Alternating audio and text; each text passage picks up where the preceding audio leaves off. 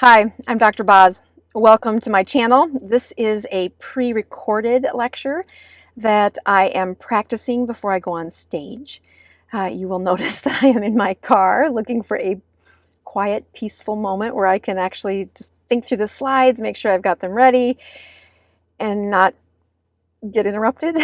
So I'm hiding in my car, but recording it for you, and hopefully you enjoy it. I have given parts of this lecture before, but I find each time I study this and get ready for it, I learn something more, but I find a better way to explain it. So there are a couple of questions where I'm going to look for audience participation, so please join in. It really helps to see how much the audience learns or understands before I ask some questions versus after. And I, as usual, love your feedback. It won't be long before the YouTube channel is pretty much the only place I'm going to answer questions going forward, trying to find one place to do it well and then play it forward. So you win. YouTube has the market on the engagement of the audience and just a wonderful place for patients to learn. All right, so this is the lecture I'm giving here in Omaha for the Keto Summit, and it's supposed to be 20 minutes. We'll see how I'm doing. That's part of this test, is to see which slides should go and which ones should stay. So let me start with this check of the sound, and as the regulars know, I am going to not be able to see any of, actually there's no live audience, so here we go. Let's go here and push play. All right, so this is the three options for the book that I wrote any way you can. The reason I bring this up is this lecture is advanced. If you have not read a ketogenic book or the basics of the ketogenic diet, you may not enjoy this. But if you have read, this book is the book about my mom who had cancer, and I wrote her lessons on how to understand the ketogenic diet. It is a beginner's guide, and if you are new to the ketogenic diet, I would highly encourage you to look into that. It's in Spanish and Chinese, thanks to, in part, the kids that are living in my house. One is a foreign exchange student from China. The other one is my son, who translated it into Spanish with the help of his teacher. And it gets you the basics, because if you look around the country today, this is not meant to have an American flag burning. It's meant to say that my American patients are burning with inflammation, and I am an internal medicine physician. There is lots of chronic disease in my clinic, but across the country. And for those people who have complex long-term diseases, you can go to the doctor's office today and get a prescription, but to get the education needed to improve health, it takes much longer, and I believe it takes a community connection. So that's part of what the Dr. Boz Show is about, is teaching through community, really inspiring people to start their own support groups for how to improve their eating. We can do this as a community if we get some other leaders and some, I like to call firstborn females, are I can smell my own kind, and they are often the people who say, let's just do it. Start a community group and join people in. Use my videos as a way to teach folks that are new to this. The playlist on the channel that's called All Things Keto are little short videos that are ketogenic in nature and for the beginner. This, however, is an advanced lecture. So let's begin. Usually this is the question I get after reading that book is, well, doctor, can the ketogenic diet help with other cancers besides the one your mom had? And I will tell you that my mom had a cancer of her white blood cells. There was no evidence that this was going to improve with the ketogenic diet. We did not stop her chemo. She had her oncologist at her side the whole time, but she also had her daughter, an internal medicine doctor, teaching her about the metabolism her body could do better so that the oncology cancer drugs could work better. So the question I like to pose isn't, can a ketogenic diet help with cancer? It's, how does the ketogenic diet help with cancer? So the first thing I'd like to review or to outline is what we're going to review today. And that is, these cells have differences between normal cells and cancer cells. Most of my patients don't know this, and so this is a great review. We're going to talk about sugar, energy, oxygen, and ketones. So This is Grandma Rose. This is before she had her first dose of chemo. This is when she was still had early stages of the cancer, but she was in her 60s, her mid 60s during this picture. She is now 75, and we have a recent success where she's been off of chemotherapy for 9 months. For the first time in 15 years, these last 9 months, she's actually had a normal white blood cell count. And again, her cancer was of the white blood cell count. So chemo-free, cancer-free for the last 9 months, or at least cancer-controlled. And I would contend when you get to the last picture on this, you're going to see that she's reversed age, reversed her health, and she started the ketogenic diet at 71, so please don't say I'm too old, but you do probably need some good lessons, so hopefully you find this helpful. All right, this is an example or a picture of a healthy cell. This cell does not have cancer. I like folks to notice how nice and large that nucleus or the blue part is in the center. Think of it as the brains of the center, or the conduction of how the cell divides and where it goes. But those little bitty blue specks in the cytoplasm is what I want you to focus on next. You'll also notice that the cytoplasm, the area around that nucleus, is smooth and very homogeneous. It looks very similar all the way around that nucleus. I'm going to enlarge these little blue specks. These are mitochondria, and specifically these mitochondria deliver energy for the cell. They also tend to move around. Notice if there's other needs of the cell, so they aren't in one spot. They kind of migrate in that cytoplasmic area.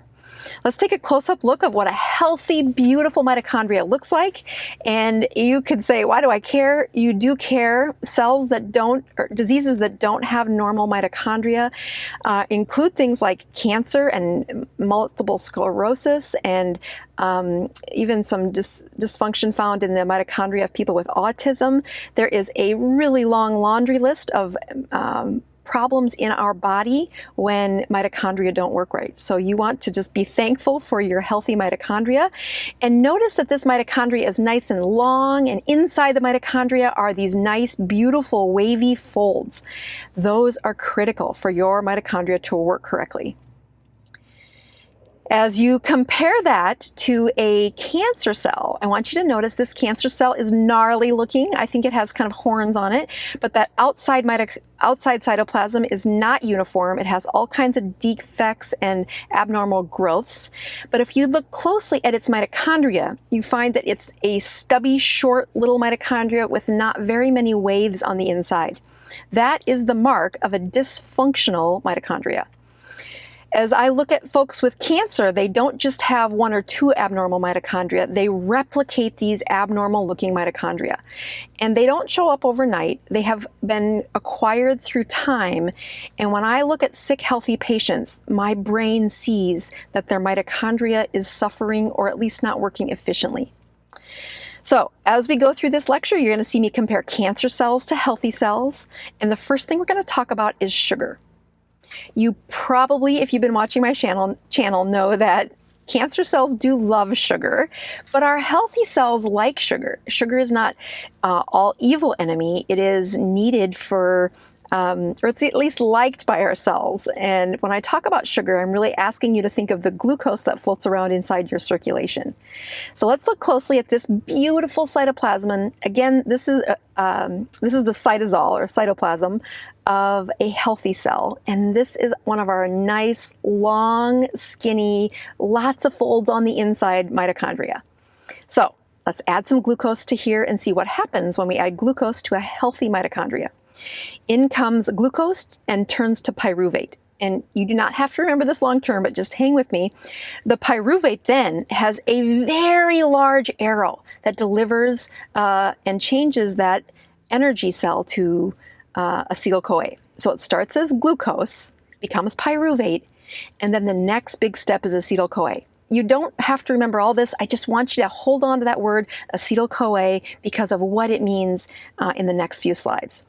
Once acetyl-CoA is inside that mitochondria, this beautiful cellular process inside this Krebs cycle takes the fuel that's found in acetyl-CoA, and it runs those electrons down an electron transport chain It uses some oxygen to add phosphorylation. It adds a phosphate to it using oxygen, and you end up with almost 90% of the energy coming out the other side of that mitochondria from that glucose in the form of ATP. ATP is just scientific way of saying here's some energy. But when we talk about mitochondria being the fuel source or the furnaces or the factories of energy, this is what's really happening. When you look at the biggest pathway for energy being made, it must go through that delicate waves in the mitochondria, and out comes ATP. If you look at some side turns, I like to call these the farts of energy that come out of a mitochondria.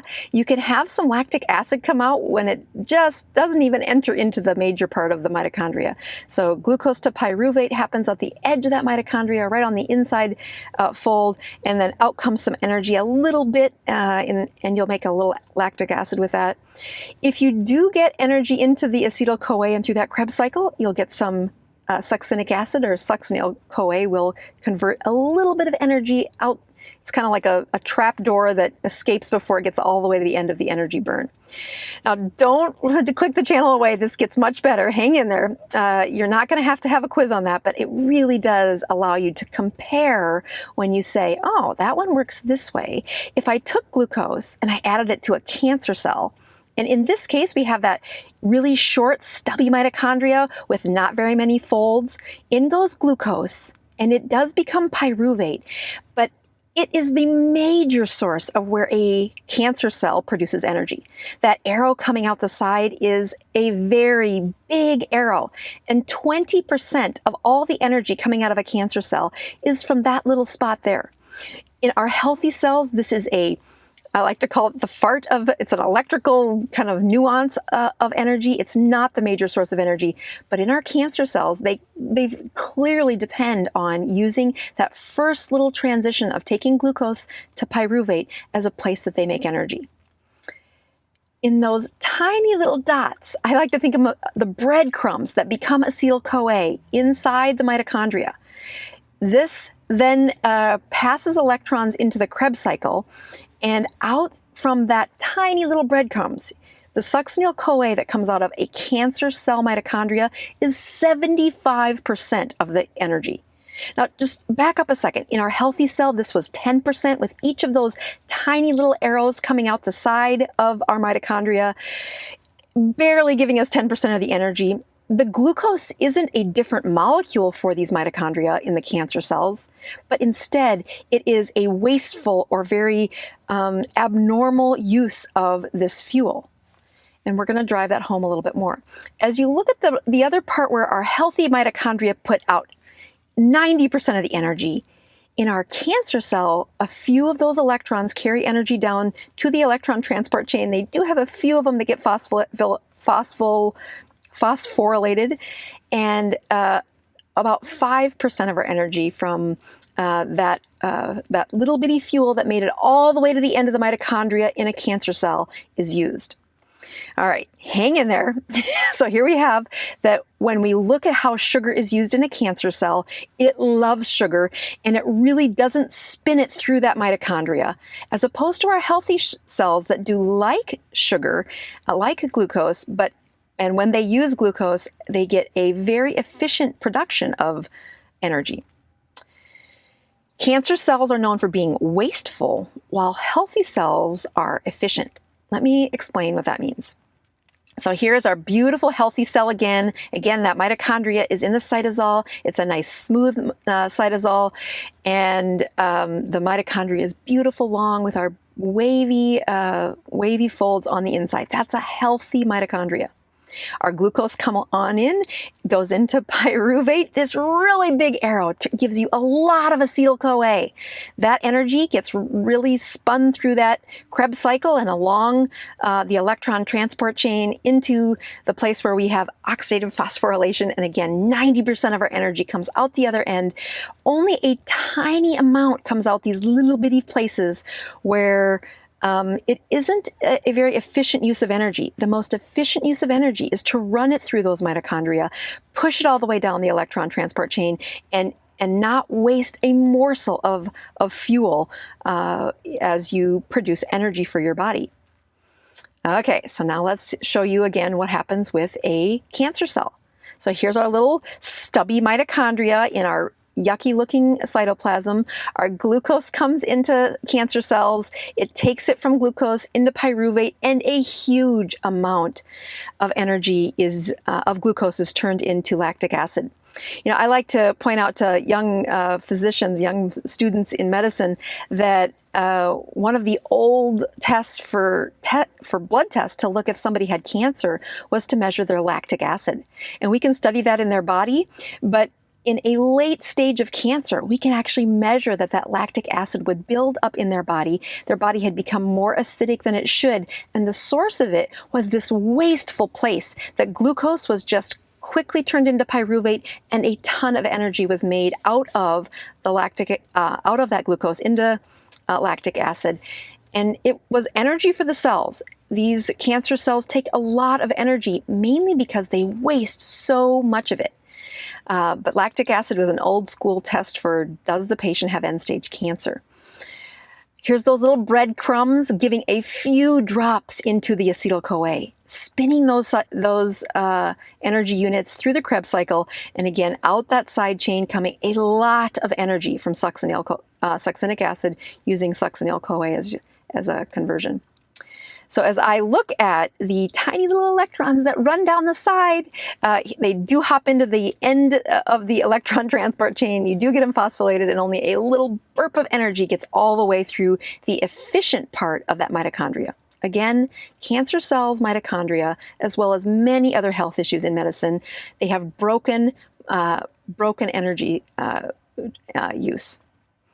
So as I look at just a quick comparison, I want you to notice lactic acid was 20%, succinic acid was 75%, and the extra energy is only just that little bit. When you compare that to our healthy cells, 90% of their glucose, of their energy comes out. So the same amount of glucose can go in, but as you process that flow of energy, it changes dramatically when you've got a healthy, functioning mitochondria versus the mitochondria found in cancer cells. And this plays a major role in how we teach patients what they can do using the ketogenic diet for cancer. Okay, so here is the question where I would like you to click on and answer this question before I tell you the answer. And that is, do you think cancer cells like oxygen or don't like oxygen? We know our healthy cells like oxygen, but do cancer cells, does it make their world better or does it make it worse?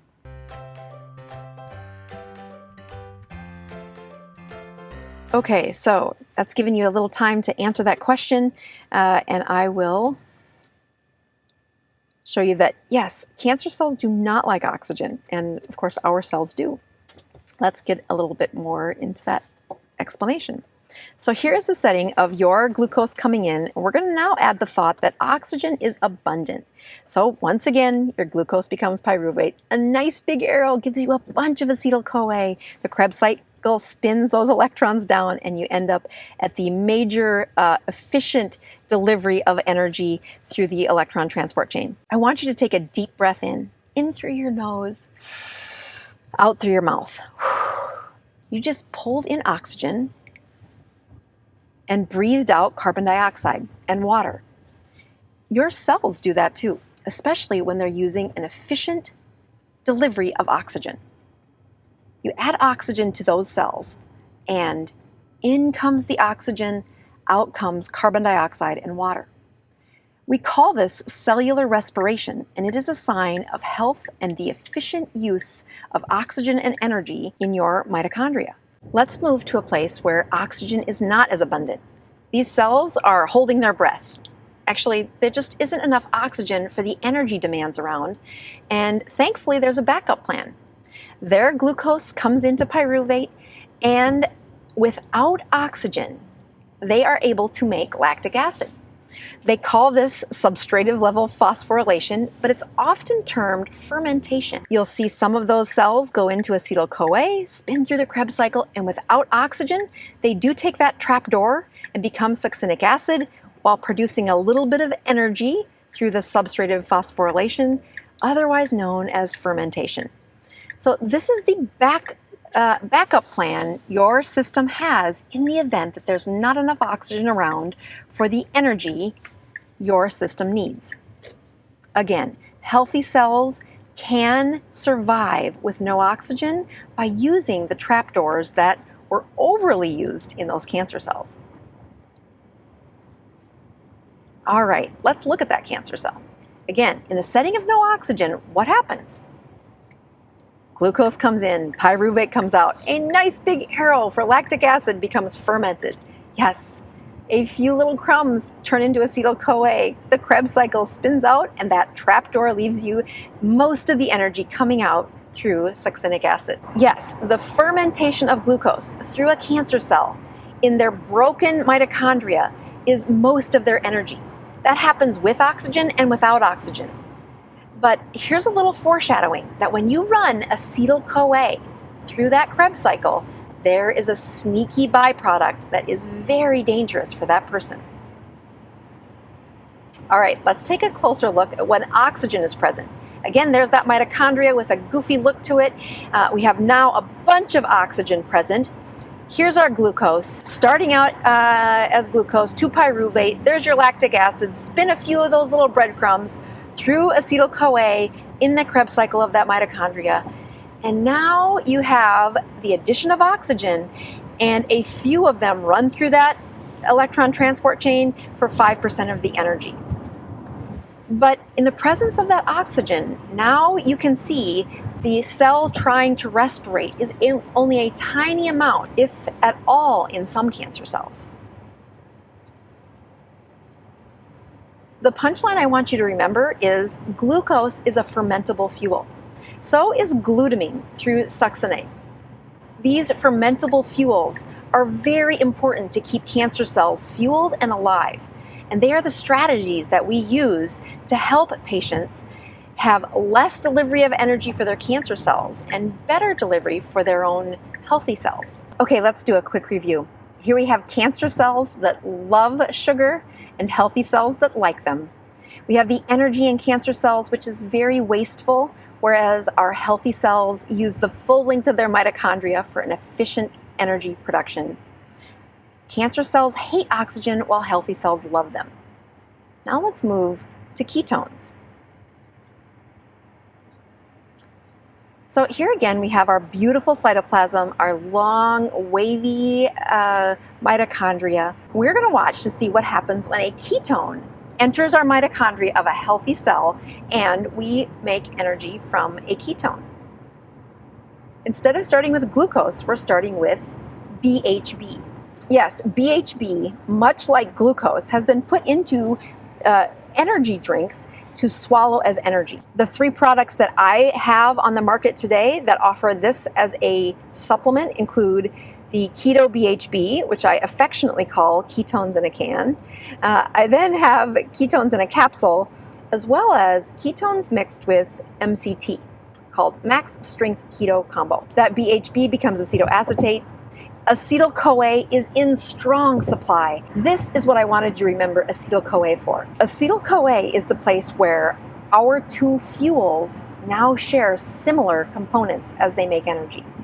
Acetyl-CoA is the first place that our journey for glucose and our journey for ketones become one. Acetyl-CoA is worth remembering because of how unique that is as a fuel source and as a source of energy. Whether that fuel came from glucose or ketones, it's spun through the Krebs cycle, run down the electron transport chain, the oxygen comes in, it breathes out carbon dioxide and water, and once again, our mitochondria has an efficient energy source. Okay, here's our ketones, there's our goofy looking mitochondria for our cancer cell, and we take BHB, turn it into acetyl-CoA, it spins through the Krebs cycle, some of those electrons dance down that electron transport chain, oxidative phosphorylation pushes out energy.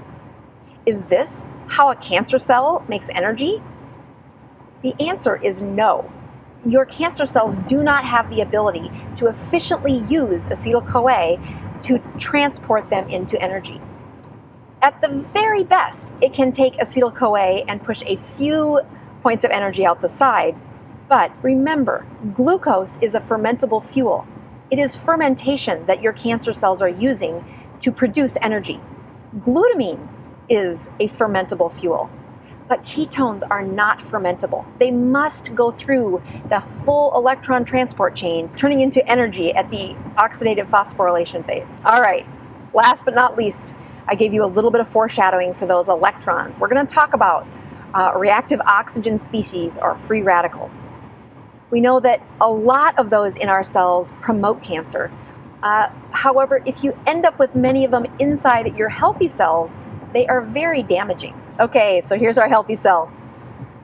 There's some glucose to pyruvate. A nice big arrow gives you some acetyl-CoA. You spin it through the Krebs cycle, but without oxygen, you have your lactic acid and succinic acid, and you are fermenting all the energy that cell can make. That is fermentation. No oxygen present. Trade that out for fermentation, which again happens in the absence of oxygen for our cancer cell. Glucose comes in. Pyruvate is the substrate. That lactic acid is fermented. Acetyl-CoA pushes through a few through that Krebs cycle, but out the trapdoor it slips. And again, your fermentation occurred. But remember, the danger of all of that energy spinning out the side were these free radicals, these electrons that don't have a home. Free electrons are talked about when we, as physicians, share that free radicals happen when you get a sunburn. Free radicals happen when you smoke tobacco. Free radicals happen as you age with lots of inflammation. And if you want to see inflammation in spades, watch what happens inside a cancer cell when those electrons are produced in abundance through that Krebs cycle. Again, it is protective for that cancer cell. That inflammation is a good thing. The immune system can't get to it, and neither can oxygen. Remember, your cancer cells don't like oxygen. You add oxygen to these cancer cells, and you get now something called a reactive oxygen species. Here's our fermented fuels, and now there's those electrons spinning out every time one of those acetyl-CoA shoves energy out the trapdoor to ferment succinic acid. You layer on those oxygen molecules with those electrons, and we get a literal explosion. When you add oxygen to those free radicals, you will find that only a flexible, metabolically mature cell can handle that. And that is definitely not a cancer cell. Adding oxygen to free radicals is one of the strategies used by adding hyperbaric oxygen to a very advanced phase of ketosis. When ketones are high and glucose is low, and the patient is doing well, we add hyperbaric oxygen to add this exact stress, and boy, does it destroy cancer cells. Reactive oxygen species are species that react to oxygen. These little species are known for promoting tumor progression. They can be the shape and influence of a mitochondria. They can be carcinogens, but these little species do not react well with oxygen around.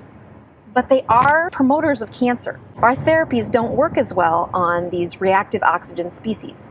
They cause inflammation. They inflame cells, which is good for cancer and not good for our healthy cells.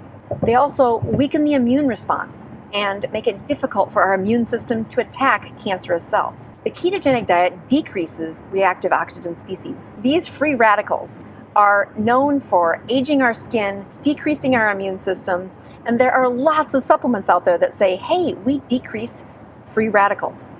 But nothing beats the state of ketosis for decreasing these free radicals. All right, have I lost you? I hope not. Because this is the part where we take all of that gibberish that I've gone through to say, but doc, what do I do? First of all, if you have cancer and you're trying to use the ketogenic diet, please invoke the help of your physician. This is very important and it's very delicate. The education around this is important, and I hope this video helps you, but it does not substitute for your own doctor. So what are the steps that I did with my mom? Number one, I gave her little bitty lessons that she could handle. That is what that book is about. That is what the playlist called All Things Keto is. It is a beginner's list for the ketogenic diet. Use it in your local support groups as the curriculum to help get all of you on the same page and not get distracted by the urban myths of what a ketogenic diet can and cannot do. The Dr. Boz ratio uses glucose and divide by ketones. I've had several other videos where I go through this.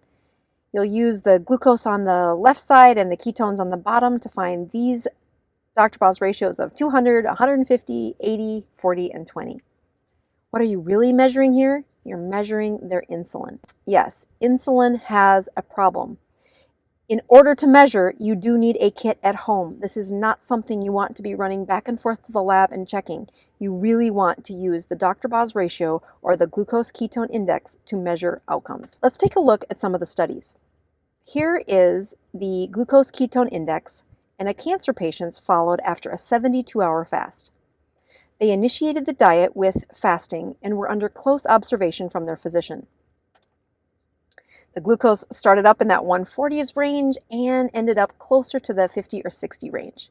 Their ketones were non-existent, and by the end of that 30 days, they hung out between 3 and 4. If you do the calculations for the Dr. Boz ratio, you'll see a Dr. Boz ratio of 16, of 13 again, and of 12. All of these are under 20. This equals a glucose ketone index of 1 to 1. When comparing these side by side, here's what Dr. Thomas Seyfried and his team did in plotting out and following those folks with a ketogenic diet and their cancer. 72-hour fast is where they began. After 72 hours, they restricted their calories to 500 per day. Then for about 3 months, they kept it about 900 kilocalories per day, very high fat diet, and again, closely following their metabolism, knowing that a ketogenic diet isn't what helps these patients, but an advanced state of ketosis, meaning you must measure the ketones, you must measure the glucose, and these ratios are important to predict how the cancer cells were being stressed as we went through in those first several slides. The kilocalories per day stayed at about 1,500 through the 15 months that these patients were followed. They had a dramatic improvement in their cancer. And through the studies of Dr. Seyfried and several others, we have learned that when you take an advanced state of ketosis, we know that cancer cells have a difficult time forming new blood vessels. This is a key component to regulating and even destroying their cancer cells. Take away the blood supply. It decreased the inflammation. And again, this reduced inflammation is super important for the improvement of the cancer cell profile. The cancer cell loves the inflammation, our healthy cells do not. An advanced ketogenic diet is at best summarized as a highly advanced anti-inflammatory diet, decreasing free radicals, decreasing those rogue electrons. And finally, it's pro-apoptotic, which means it enhances the rate at which cells die. At first thought, you might say, well, isn't that bad for the patient to have all their cells die? But this special signal from inside a cell says, hey, we are not surviving. This needs to be destroyed. And that's a really important missing component in most cancer cells. We found that the cancer cells had a higher rate of death when they were constantly bathed in a ketogenic state. Just to summarize, there's a few other things we talk about with a Dr. Boz ratio. Getting it under 80, you get a little bit of autophagy. Getting it under 40, we think you have a solid chance. It is my cancer patients and those with seizures that we really push that glucose ketone index or the Dr. Boz ratio to under 20. It is a difficult feat and it is not to be done without a patient-doctor relationship in place. Again, glucose ketone index is a measurement of insulin.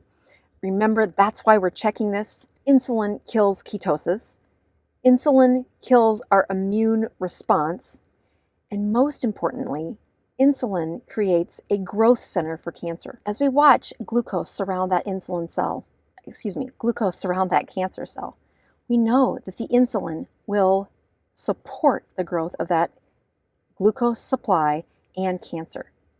By adding ketones through fasting or supplements, we know we change the chemistry in the favor of the patient and to the detriment of the cancer cell. Inflammation adds a layer of slime and protection for the cancer cell. Adding ketones supplies a fuel that allows our survival for healthy cells and makes a very short supply of energy for cancer cells.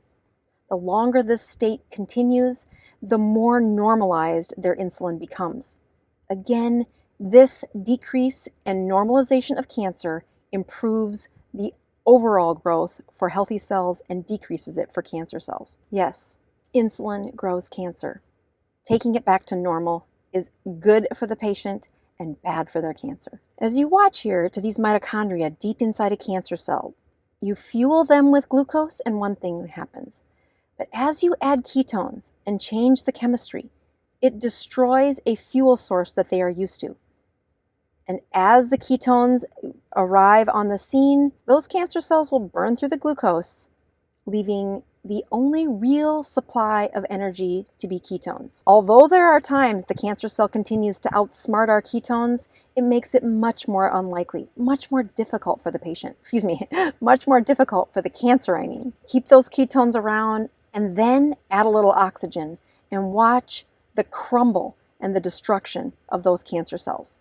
That is apoptosis of a cancer cell. Those free radicals become reactive oxygen species when you add oxygen, and they do cause the death of the cancer cell in many cases. My takeaways from this lecture hopefully show you that there are some very deep cellular processes happening when you're in the ketogenic state. I remind patients daily that ketosis isn't so much about the diet as it is about your chemistry state. Measure your chemistry. Plot your improvement. I hope you see that you can help patients fight cancer by changing their metabolism. It is not easy, and one of the best signs of love that you can do for a loved one fighting cancer is monitor your metabolic health right along with theirs. Be sure to talk to your doctor about this. This is not meant to be done alone. One of the best points of advice I give people who call in to say, how can you help my loved one with cancer? It's to do ketosis with them. Do the ketogenic metabolic change with them. It's our hope that the metabolism shifts the cancer cells while rescuing their healthy cells. And this is why it's so valuable in people with and without cancer. This is Grandma Rose. She now celebrates 75 years of life, soon to be 76. And she is chemo-free and we think cancer-free, continuing to improve her metabolism by checking her ketones, keeping those carbs low, and staying active in her keto community. I hope this was helpful. Thanks for inviting me, Omaha.